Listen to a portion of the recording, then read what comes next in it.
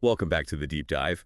Today, we're really diving deep into some radical ideas about education with Mary Wollstonecraft. Oh, yeah, she was a true trailblazer. And for all of you out there getting ready for the UPSC, especially those of you taking international relations, this is going to be really relevant. Absolutely. Wollstonecraft's ideas about education and gender and social progress, these are all themes you're going to see all over the UPSC syllabus.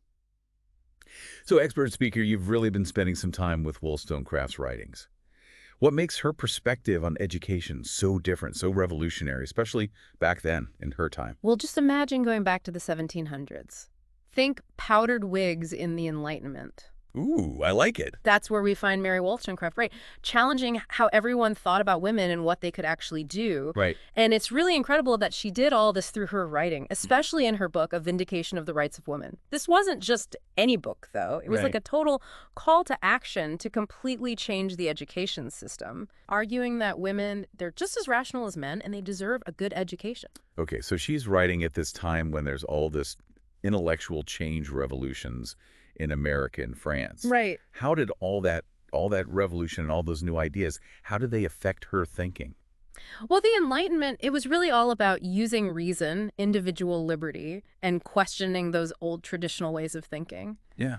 Wollstonecraft took all those ideas and applied them straight to women's rights. Interesting. She saw how women weren't being educated and thought it was on purpose to keep them down and dependent on men. Oh, wow. And for her, it wasn't just, it wasn't just about being unfair to women. Yeah. She saw it as like a problem for the whole society, holding everyone back. That's a great point for our UPSC folks because it shows how something that seems like a domestic issue can actually affect international relations and global development. Exactly. A lot of scholars think that A Vindication of the Rights of Women is a really important book for feminism, but it was also very strategic. She dedicated this powerful work to Charles Maurice de Talleyrand-Périgord.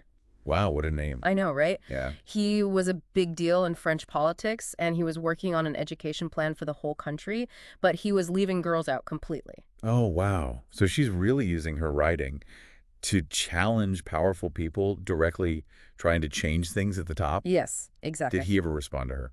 Well, sadly, not in the way she was hoping for. I mean, her ideas did make people talk, but it took a really long time for her vision of equal education to catch on. Yeah, I bet, considering how things were back then. But let's get into the specifics. What did she actually want to change about education? What did she picture for the classroom? Wollstonecraft, she really criticized the traditional education system. Yeah. She thought it was too rigid, too focused on memorization, and not good at all for helping people think for themselves. And that was for both boys and girls. She imagined something way more dynamic where students are active, debating, thinking critically, and becoming well-rounded people. Okay, so she definitely wanted to shake things up. But what did she want to do instead?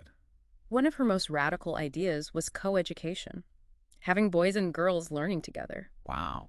She argued passionately that it would break down those harmful stereotypes, the ones about boys and girls. Right. And she thought it would create a much more stimulating learning environment for everybody. That's pretty revolutionary for the 18th century. It is. Really makes you think about how different things could be now if people had listened to her back then. Are there any other ideas she had that would still surprise us today? Well, she took this radical approach even to the dress code. She actually wanted all students to wear uniforms. Wow. To get rid of class differences and make everyone feel equal. Wow. She really thought about how everything in the school could shape students' views and opportunities. Absolutely. So it wasn't just about who was in the classroom or what they were wearing, but the actual learning itself, too. Yes. What kind of curriculum did she want? Wollstonecraft, she was really against just memorizing facts. She wanted students to learn how to reason and think critically above all else. Right. Imagine classrooms full of lively discussions. Okay. Students using the Socratic method, questioning everything and coming up with their own conclusions. It sounds like she wanted to create citizens who participate and think for themselves, not just follow orders. Yes. This really connects with the kind of critical thinking that the UPSC wants. Right. Analyzing those tough global issues, making strong arguments, and understanding different points of view, those are all so important for doing well on the exam. Absolutely. And she didn't just want to focus on the traditional subjects like, reading, writing, and arithmetic. She wanted a well-rounded education that included practical skills and learning about the natural world. This is where it gets really interesting, especially for our UPSC audience.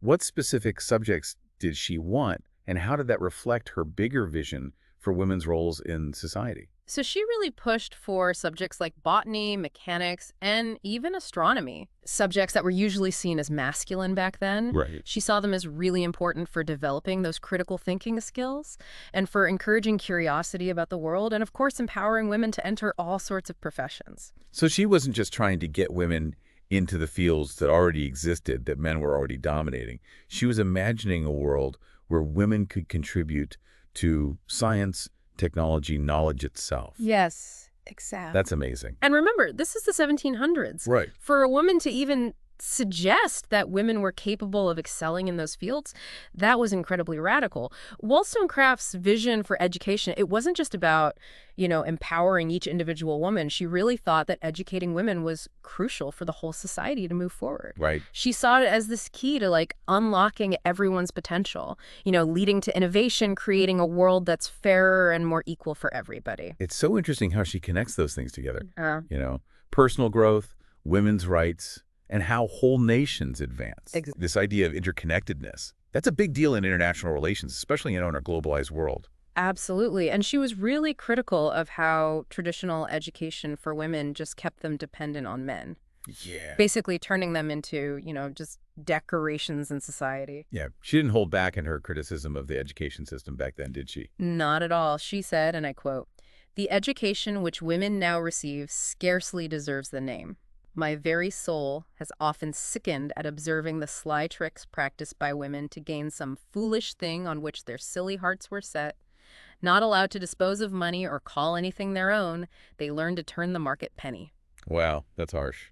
Yeah. She's basically saying that the whole system was designed to teach women how to manipulate and be financially dependent, not to grow as people or, reach their intellectual potential. Right. Wollstonecraft argued that kind of education not only hurt women, but it held back all of society. That's an important thing to think about, especially when we talk about international development. Empowering women through education. It's not just about individual rights. It's about making a world that's better for everyone. Exactly. Now, she was also a big believer in physical activity and playtime.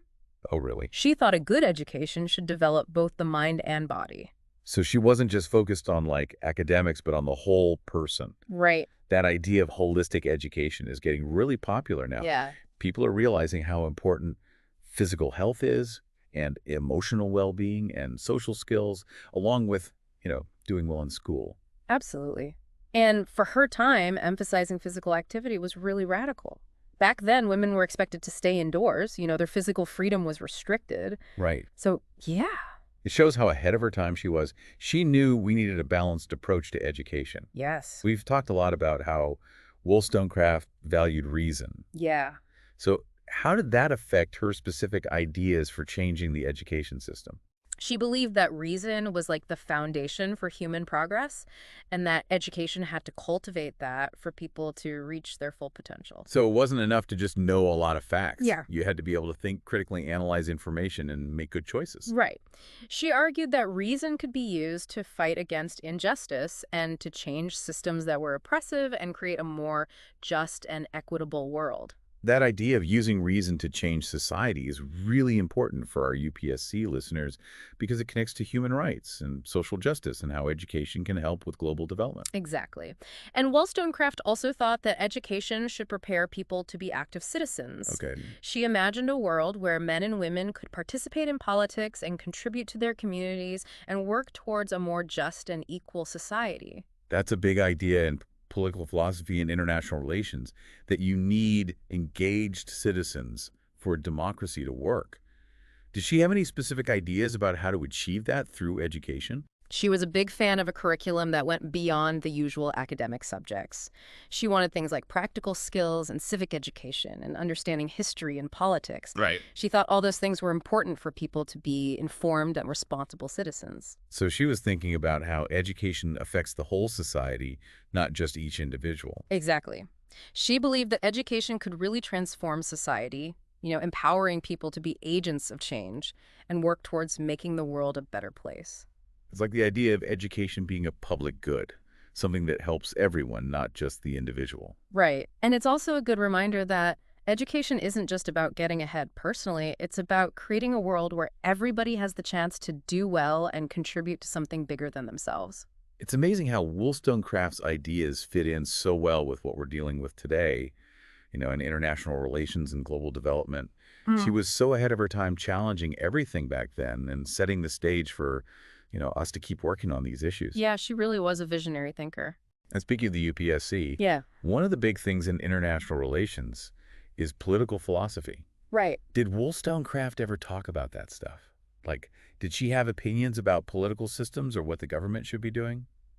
Well, she didn't come out and say this is the best system or anything. Right. But if you read her stuff, you can see she was really skeptical of monarchies. Okay. And she seemed to lean more towards republicanism. She didn't like systems where a small group held all the power. Yeah. She thought that always led to oppression and people losing their freedoms. So basically, she wanted a system where power is shared more equally and people have a say in how things are run. Exactly. That's a lot like democracy and representative government, which is what a lot of modern political systems are based on. Yes. And it's really interesting that she was so against monarchy. Yeah. Especially considering when she was writing, back then monarchies were everywhere in Europe. Right. So to speak out against that system, that took a lot of guts. It shows how much she cared about freedom and equality.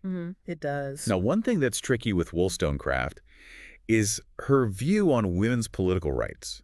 She was all about civil rights for women. Yeah. But when it came to politics, things were a little more complicated, right? Yeah, a bit. She did say that women should be represented in government. Okay. But she didn't directly call for women to have the right to vote, and she didn't have a specific plan for how that representation would work. So she kind of planted the seed for later feminists and suffragists to work with. It was a radical idea for the time, even if she didn't have all the details figured out. Exactly. And back then, the idea of women voting was incredibly controversial. I'll bet. Even suggesting it was a really bold thing to do. It shows how even the most progressive thinkers, they're still limited by what's considered normal in their time. Yeah. They can push society forward, but they can't change everything overnight. Right? It's a slow process. Yeah. Each generation builds on what came before. And Wollstonecraft's legacy is a perfect example of that. Yeah. She didn't live to see all the changes she fought for, but her ideas had a huge impact on the women's rights movement, especially in the 19th and 20th centuries. Her work was so influential. Yeah. All these prominent suffragists and reformers, they quoted her work. Yeah. It inspired so many women to demand their rights and fight for equality. It's incredible how her ideas spread across the world and really changed the course of history. It really is. And her work is still inspiring us today as we're still working on gender equality, access to education, and making a fairer world for everyone. It's a good reminder that the fight for social justice never really ends, It doesn't. and that we can learn from and be inspired by the courage and vision of those who came before us. Absolutely. And for our UPSC folks, Yeah. Wollstonecraft's work gives them a really good historical perspective on these important issues. Yeah. It helps them understand how ideas about gender, education, and social progress have changed over time. Expert speaker, this deep dive into Mary Wollstonecraft has been so eye-opening. Her ideas about education and reason and social justice, they're just as important today as they were back in the 1700s. They make us think critically about our world and how we can create a better future for everybody. I agree. Her work shows us how powerful ideas can be. They can shape the world and motivate people to work for a better tomorrow. And for all our listeners out there getting ready for the UPSC, Yes. especially those of you focused on international relations, Yeah. I hope this deep dive has helped you understand how these key themes have developed historically. I hope so. Knowing these ideas and how they connect to the world today is so crucial for doing well on your exams and beyond. Don't forget to like and subscribe so you don't miss our future deep dives. We'll be exploring more fascinating people and ideas that'll not only expand your knowledge, but also give you those critical thinking skills you need to succeed on your exams and in life.